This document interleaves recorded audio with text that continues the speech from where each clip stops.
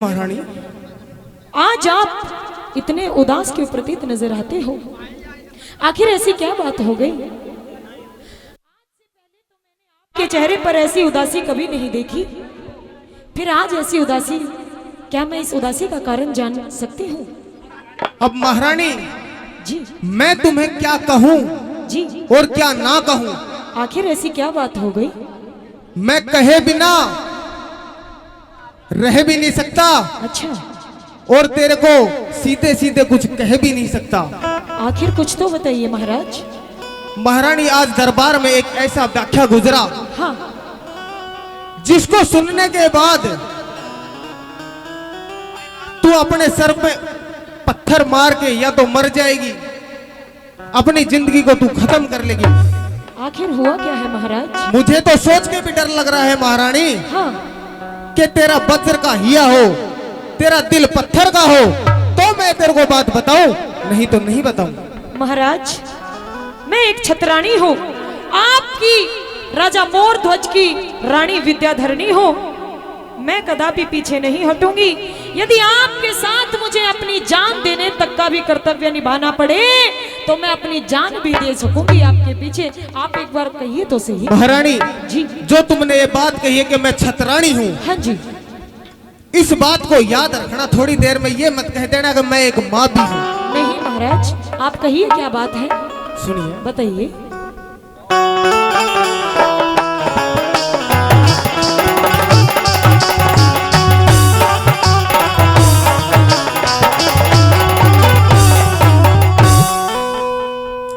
तो साथियों, ये रागनी उस टाइम से कि जब राजा मोरध्वज के दरबार में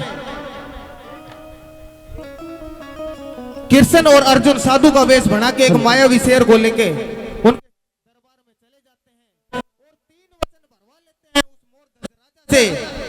तीनों वचनों में एक वचन में तो मांग लिया बेटे धीर ध्वज को, दूसरे वचन में कह दिया कि तुम और रानी विद्याधरणी दोनों मिलके अपने पुत्र को आरे से चीरोगे, और तीसरे वचन में मांग लेते हैं साथियों कि चीरते समय अगर आंखों से एक भी पानी आ गया, एक भी आंसू आ गया तो हमारा शेर आपके लाल को नहीं खाएगा। ये सारी बातें सुन के वो राजा मोरध्वज रानी विद्याधरणी के पास जाता है उसे सलाह मशूरा करने के लिए। बाकी सारा हवाला रागणी में। ये बताया, कहिए महाराज।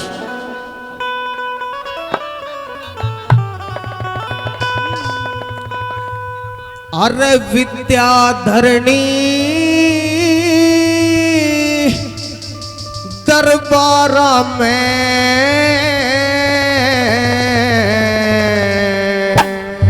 बहुत अच्छे साहब जी, अरे विद्याधरणी दरबारा में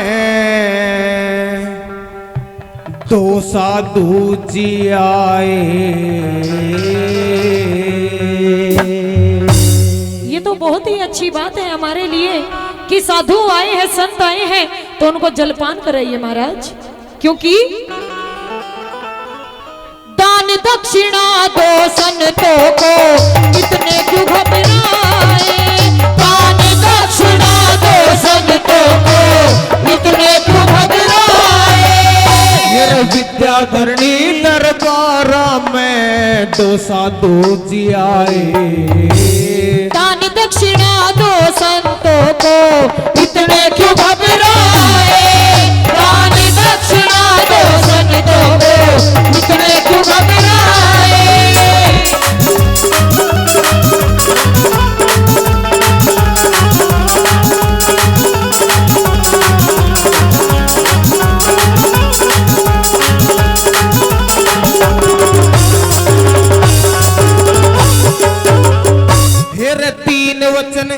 दिखे 3 वचन भरवा संतों ने पाछे एक सवाल करया, भोजन जिमा दियो आदर ते मन में क्यों मलाल करया, भोजन जिमा दियो आदर ते मन में क्यों मलाल करया। मेरी होगी बुद्धि भंग रे गोरी मन नहीं ज्ञात का ख्याल करा, कैसे बात बताओ साजन क्यों जी का जंजाल करया। कैसे बात बताओ साजन, क्यों जी का जंजाल करा। तेरा लाल करया से दाने मने तो। क्या कह रहे हो महारानी, हाँ आज मैं तेरे पुत्र धीर ध्वज को हाँ उस संतों को दान करके आ गया हूँ महारानी। संतों को दान करके आ गए हो। जी महाराज। ये कैसी बातें कर रहे हो महाराज? आज आखिर आपको हो क्या गया है?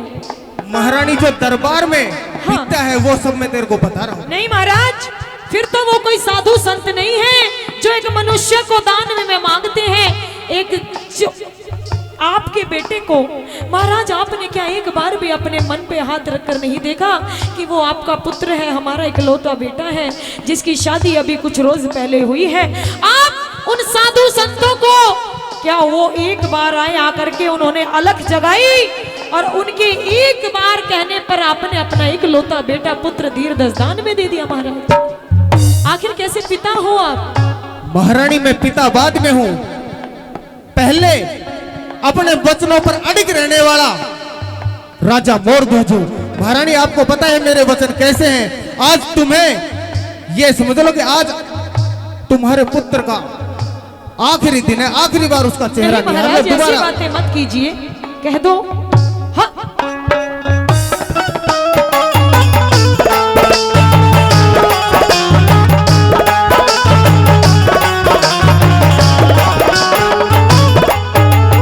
तेरा लाल करया से दाने आज मने दान करा। तेरा लाल राज दी महलों के आज बुझाए।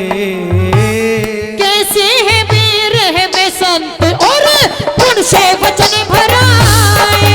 कैसे है वीर है वे संत और उनसे वचन भराए।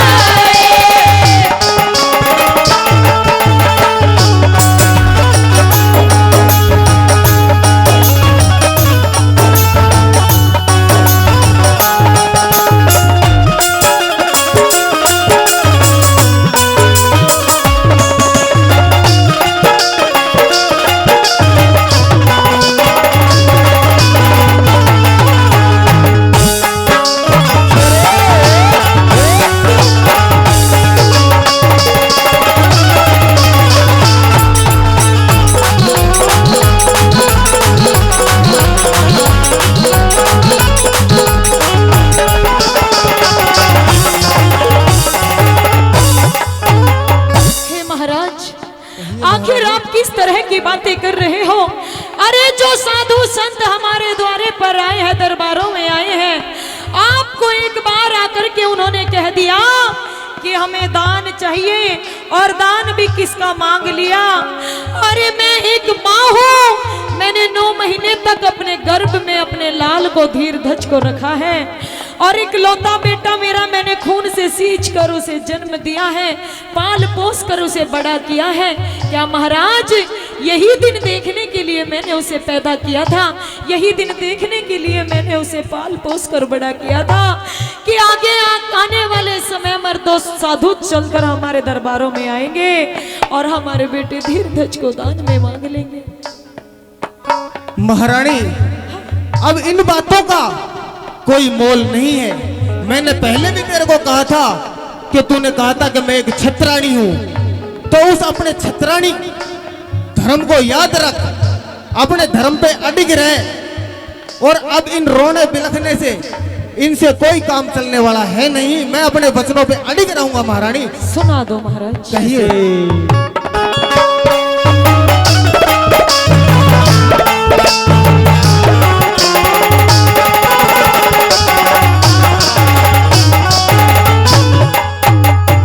एक शेर साथ मैं ले रे से, एक शेर साथ मैं ले रे सनू, बोले उसे जिमा दो। लेके किसी शिकारी पे जने तू का मांस खिला दो। लेके किसी शिकारी पे जने तू का मांस खिला दो। रन्नू बोले वतनू बोले न्यू बोले सुत तीर ध्वज का मारे सिंह की भेंट चढ़ा दो। पुत्र बिना जीवेंगे कैसे, पुत्र बिना जीवेंगे कैसे, दिल का हाल बता दो। पुत्र बिना जीवेंगे कैसे, दिल का हाल बता दो। अरे कल शादी के ढोल बजे थे, कल शादी के ढोल बजे, आज गम के बादल छाए।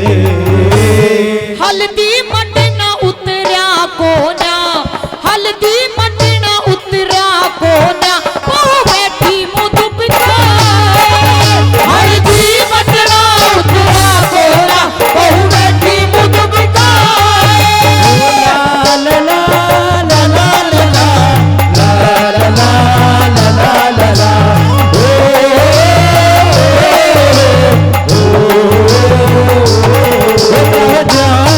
चली जाए जिया तो नहीं जाए, चली जाए जिया तो नहीं जाए, फिर जिया नहीं जाए, चली जाए जिया तो नहीं जाए।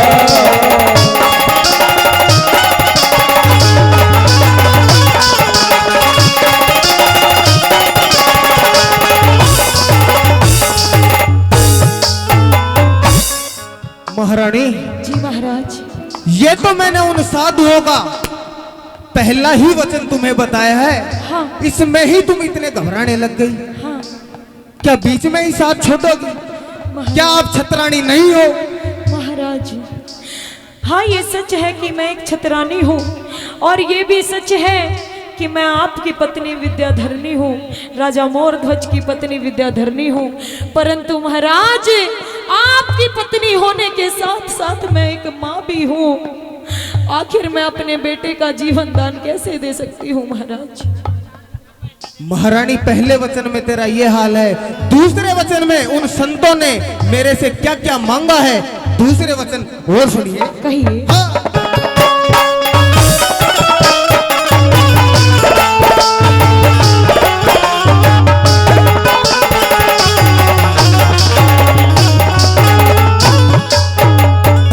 हिरन्यू बोले दिखन्यू बोले खुद सुत को चीरो, न्यू बोले खुद सुत को चीरो, लेके हाथ में आ रहा। मेरा हाथ कालजे धरया हुआ यो, सुन के बोल करारा। मेरा हाथ कालजे धरया हुआ यो, सुन के बोल करारा। आंख से आंसू निकल गया तो शेर न जी मैं मारा। सुन के थारी बात पिया तने थर थर कांप सारा। सुन के थारी बात पिया तने थर थर कांप सारा। मन हाथ पैर भी जोड़े लिए रे, हाथ पैर भी जोड़ लिए, वे आले नहीं हिलाए। पता इन हाथों से कैसे चीरूं, इन हाथों से कैसे चीरूं, किसने गोद खिलाए। इन हाथों से कैसे चीरूं, अरे किसने गोद खिलाए।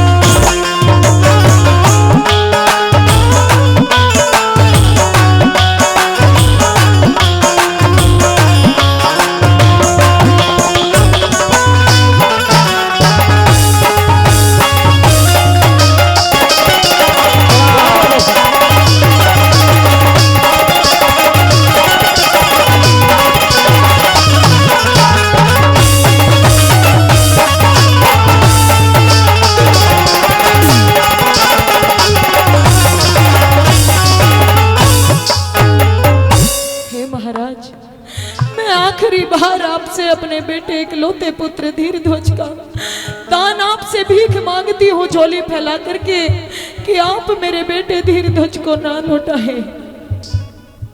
महारानी, अब आपकी इस दशा को देख के मुझे पूरा भरोसा हो गया कि आज मैंने अपने बेटे धीरध्वज को दान में देख के, बिना सलाह करे उस बेटे को दान में देख के मैंने बहुत बड़ी गलती कर दी। हाँ महाराज, आपने गलती कर दी। अरे आपने एक बार मुझसे पूछा तक नहीं, क्या आपका एक बार भी फर्ज या कर्तव्य नहीं बनता था कि एक माँ से पूछने का कि उसके बेटे का दान दे दिया जाए या नहीं दे दिया जाए? आखिर आपने इतना बड़ा फैसला लिया तो कैसे लिया महाराज? आपने एक बार भी मेरे बारे में नहीं सोचा, आपने एक बार भी हमारे घर की बहू के बारे में नहीं सोचा। अरे आपकी मति कहाँ जाकर मर गई थी महाराज, जो आपने इतना बड़ा कदम उठाया? हे रानी, मुझसे तो ये भूल हो गई, पर अब एक काम करते हैं, तू मेरे साथ में दरबार में चल और जाके उन साधु संतों से तू जाके मना कर दे। अकबई, आधा हक मेरा भी है इस बेटे पे, माँ अपने बेटे धीरध्वज को दान में नहीं देना चाहती। नहीं महाराज नहीं, आपने यदि वचन दिए हैं तो मना भी आप ही करेंगे। मैं अगर वचन देती तो मेरा मना करने का हक भी था महाराज, क्योंकि यदि आप वचन दे चुके हो तो आप मेरे पति परमेश्वर हो। मैं आपकी जो बात कही, आपने जो वचन दिए आपने, मैं उनको, उनकी आज्ञा का, आपकी आज्ञा का पालन करूंगी। आपकी आज्ञा का पालन करने का कर्तव्य मेरा है महाराज, अन्यथा आप जो उल्लंघन मुझसे करवाना चाहते हो वो मैं कदापि नहीं करूंगी महाराज। महारानी, पुत्र में से और पति में से आज एक की मौत निश्चित है महारानी। आज तू चुनाव कर ले, तुझे पुत्र चाहता है या ये पति? मुझे मेरा पुत्र भी प्रिय है, मुझे मेरा पति भी प्रिय है। आखिर मैं दोनों में से एक का दान कैसे दे दूं महाराज? सुनिए मेरी बात, सुनिए।